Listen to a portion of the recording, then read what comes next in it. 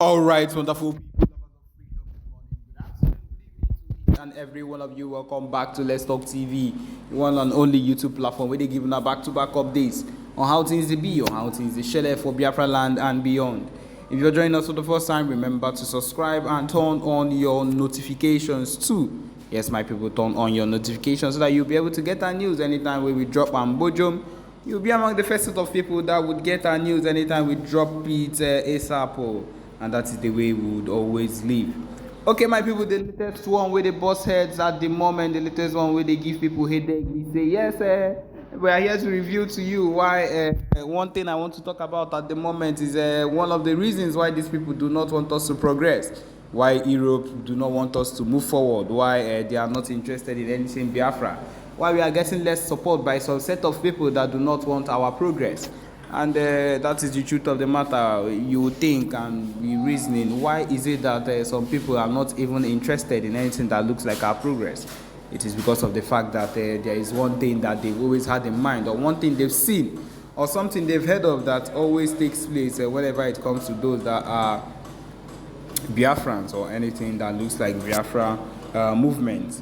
I feel it is the truth of the matter that sometimes it has come to their hearing that anything that looks like Biafra or anything that looks like us, we are destined. They've heard that we are supposed or we are destined to be greater than China. We are destined to be greater than a whole lot of nations. We are supposed to be among the greatest nations alive or that have ever existed. My people, it is not this particular thing I am saying here is not something that is being said just because we want to talk. It's not something that is being said because we feel like we just want to talk. It is something that we've gotten genuinely. It is something that we've seen genuinely, that is the reason that these people have avoided anything like we ourselves or like supporting us at any point in time. It is because they've seen and they've heard that this particular movement set of people, these particular people that are pushing this movement, if they were to get where they want, that the extent that which would go in the economy of Biafra nation, how far we would be able to go, the extent will be known in the world, is something that is actually threatening to a whole lot of them. We already know about how the Islamic State of Nigeria is already exploiting the resources, the mineral resources of the Biafra state, and about how they use it for their own gains. Think about what will happen if the Biafra state on their own decided to actually get their referendum and get their freedom. Think about the things we'll be able to do. We already are on the verge of getting everything we've ever wanted. We've had the Biafra coin, we have the Biafra aviation. We've not even gotten our referendum, we've not gotten our freedom yet, but look at the extent we've been able to go with everything we are going through at the moment. My people, if this doesn't tell you anything, it should let you know that we are going far. And it just lets you know that we are going to get far if we now even get our freedom. It just shows you how far we'll be able to get. It just lets you understand how far we'll be able to go when things like this now happen, when we now get to the extent that we need or we've gotten every single thing we've wanted. It lets you understand that we are unbeatable, we are unstoppable, we are unmovable.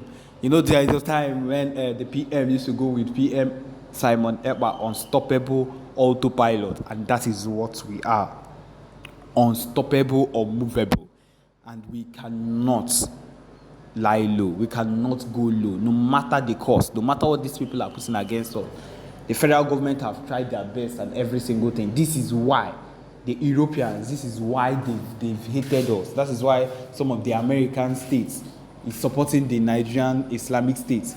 And that's why everything that has been happening within that whole system is something that they've wanted for themselves. They want everything. And of course, they've made an agreement with the Islamic State of Nigeria for everything that happens. They will be able to work with them and move with them so that they would share whatever benefits they get. And they themselves will benefit. Personally, that's what the federal government. And then also, they themselves over there will benefit. Everything will be shared among them. But of course, my people, this is not going to last forever. Especially this is not going to last during our time for a long time. Because we are not here, this is the time of redemption. We are going to be saved, and we are going to save ourselves. And as well as we have a leader, Mazen Nnamdi Kanu, or Amadike Ndibo, who is currently in the DSS custody, being held down by these cohorts. We are not going to let anything they do to him or they do to us going to put us down. No, we are going to succeed and we are going to do. That is just the truth of the matter. Anytime we decide to stop fighting, it will just mean that, yes, that we are not as serious as we claim to be, in quotes. It will just be something that they would come out and say. It means that we are not ready for whatever it is that is happening soon. And so, my people, we are not giving up, and that is what these people think they have against us, being ready or looking for where to give up. We are not giving up anytime soon, and that is the truth of the matter. Okay, my people, we have another one in our front right now that we are getting. It says here that 45 has been feared dead. 45 headsmen has been feared dead recently in Benue community, and so it could be. They say 45 has been feared dead in Benue community.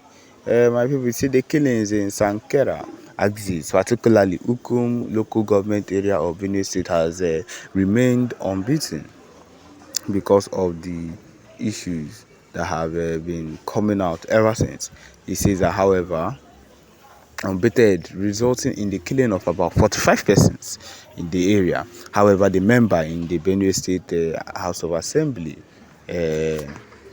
representing Ukum State constituency, Ezra Iyongo, said about 20 people lost their lives in the incident.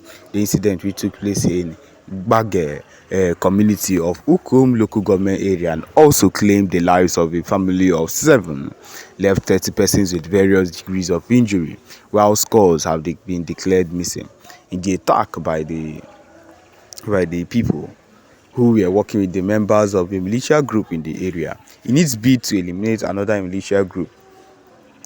Daily Independent learned that most of those people that were killed were members of the 2 rival militia gangs. However, while we gathered that about 12,000 farmers who were caught in the crossfire were among the dead, the people of Bagge and its environs have been displaced following the killings in the area. A top military brass in Operation OPWS, who would not want his name in print, confirmed the attack and the circumstances surrounding the incident. He said, "These are militiamen killing themselves. Yes, we acknowledge that probably one or 2 people may have been caught in the crossfire, but the majority of the people that were killed are members of the militia gangs in the area. Currently, we are in Kwande and are trying to contain the situation in the area, and as you can see, calm has been restored to the area. We have been able to flush out the headsmen out of Kwande, and I can assure you normalcy will be restored soon. But be that as it may, our troops are in the area Ukum to ensure that the attack does not affect innocent people. Meanwhile, the State Commissioner of Police, Emmanuel Adeshina, said more police officers have been deployed to the area to contain the situation. Speaking on the condition of anonymity, a traditional ruler in the area explained that the fight started on recently and following a disagreement between one rival gang and the other, who was backed by the herdsmen over the weekend. He stated that what followed was that another militia gang in the Ukum now went and joined forces with the Fulani militia gang in Taraba to help them eliminate the rival gang in Ukum. The essence was to enable him be the head of the militia in Ukum. Okay, so he said the combined forces of the headsmen and militia gang started moving into the bushes of Bega in their hundreds from Sunday to sack the other rival gang. From what we gathered, over 45 persons were lost, or rather, who were mainly bandits, were lost in the crossfires, and though some farmers were also lost who were caught in the crossfire, over 30 others were injured, while some are also missing.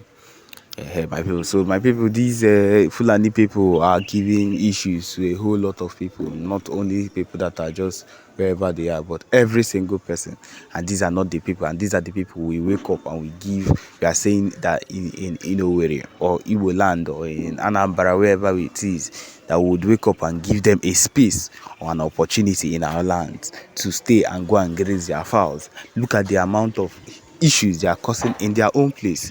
Yes, in Benue State, So think about what these people will be able to do in our own state. Think about the mayhem they would cause allowed into our land. We already know that they have already been causing a whole lot of issues in our land. Now think about what they will do if we now give them that audacity to enter into our land and do whatever it is they seem that is right for them. My people, it means we are sentencing ourselves to death, which would be the worst thing we could ever do to ourselves.